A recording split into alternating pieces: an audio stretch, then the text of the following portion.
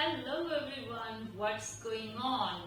Yes, Ganesh festival is going on and all surrounded by me, it's so noisy. People are playing loud music, drums, dhol, whatnot.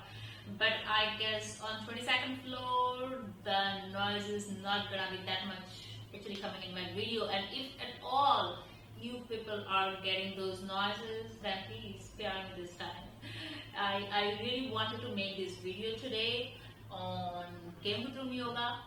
Yes, Kemudrum Yoga, which is also called Kemudrum Dosha. Because there are lots of negativity is there with this effect of Kemudrum Yoga. So people rather call it dosha than yoga. Now, whatever you call it, whether it's Kemudrum Yoga or Kemudrum Dosha, how it happens and how to detect it, what will be the effect of it, all these things I will cover up today.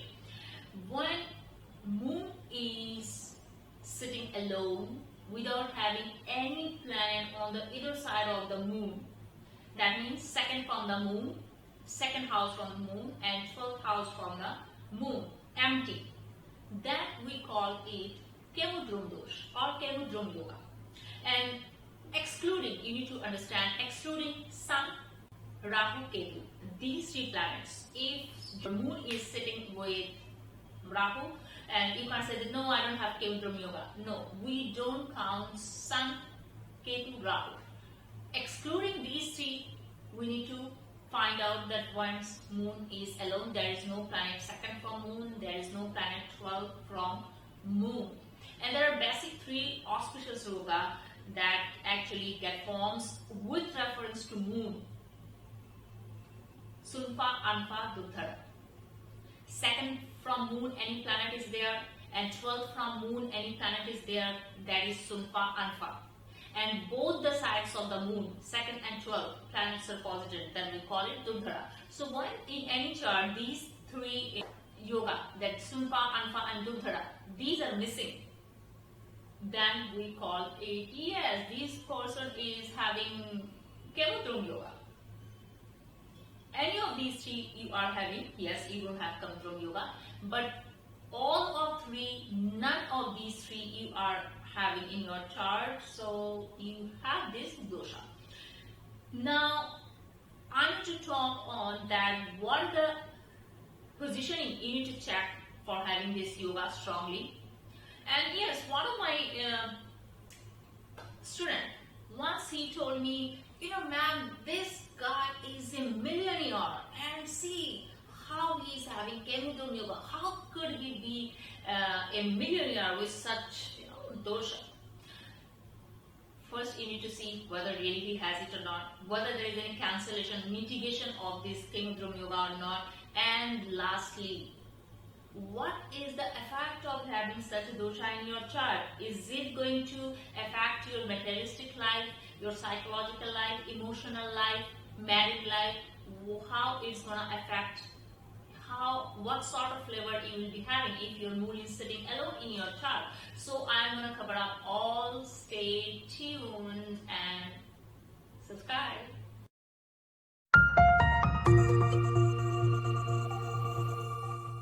Now, conditions for having this Kemudrum Yoga.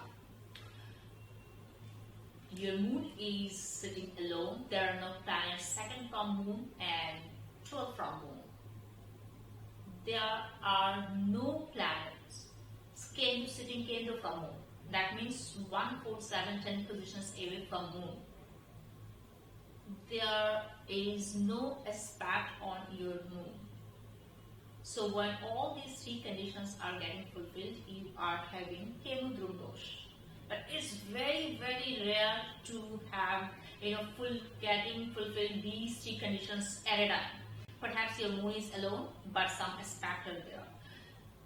Perhaps your moon is alone, but some planet is sitting, exact opposite to your moon, Kendra from your moon.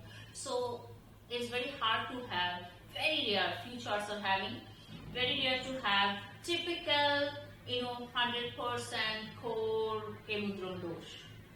Now, what are the effects actually?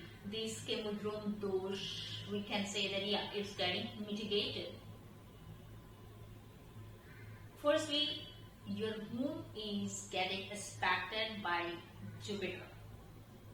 Your moon is sitting somewhere, but from there, Venus is sitting Kendra from your moon, and Jupiter is aspecting your moon. Any planet sitting, any benefic planet actually, sitting Kendra from your moon, same 4, 7, 10, 1, 10 houses from your moon. And your moon is exalted or sitting the own sign, aspected by Jupiter. And lastly, your moon is exalted sitting in the 10th house. That is especially for Leo ascendant people. Only Leo is having Taurus sign on the 10th house.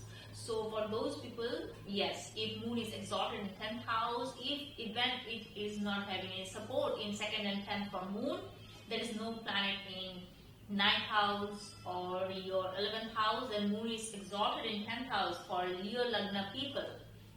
So still we'll say that yeah, the mitigation is happening. Now all those points I talked about mitigation, like yes, your moon is having Venus came from your moon, or your moon is getting aspected by Jupiter or any benefic planet sitting Kendra from your moon. So mitigation is happening up to some extent. Your moon is in own sign, your moon is exalted, but moon is sitting alone. So up to some extent the mitigation, the cancellation will happen. Remember one thing, nothing, no factor, no points, no condition can actually mitigate the Kemudrum dosha 100%.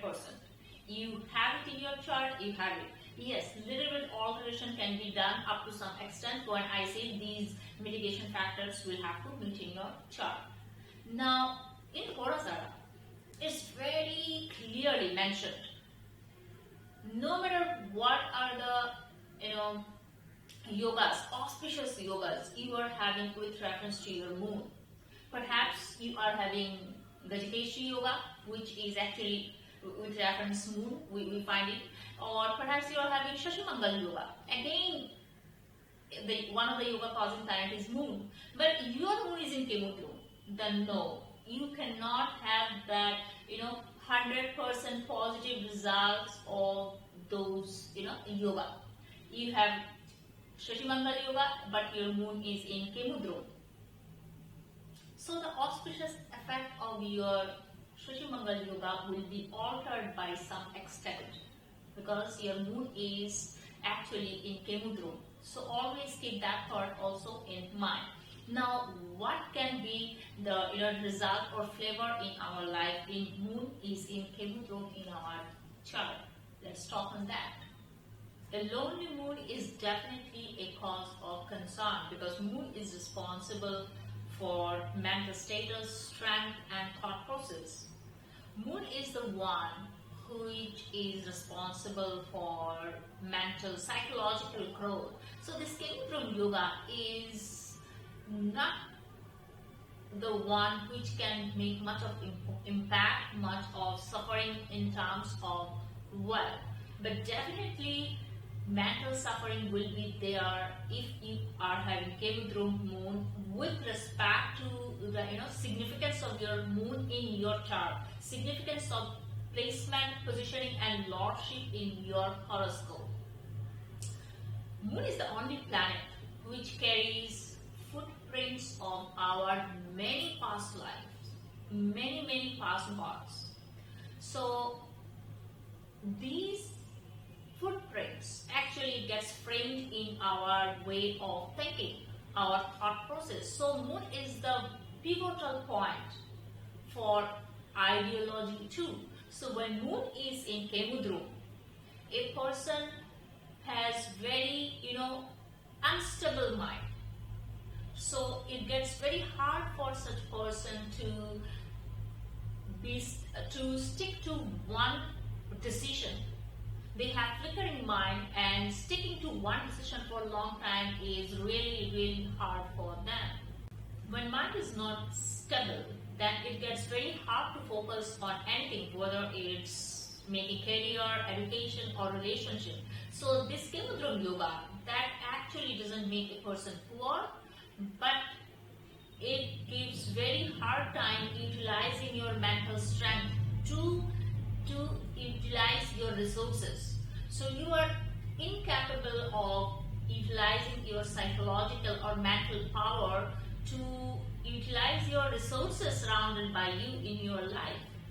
Moon is restless, never steady, being the fastest moving planet in astrology. So when moon needs support, when this moon doesn't have any support system in his left or right side, second or 12th from moon, then our mind becomes restless, flickering, you can say even daydreaming, or lunacy. All these things can happen if that moon doesn't have any support system. Kemudrum yoga is nothing but our undefined mind who has no specific interest or topic or subject to utilize that mind. Okay, and you need to remember one thing, that Kemudrum yoga doesn't mean that our moon is weak or strong.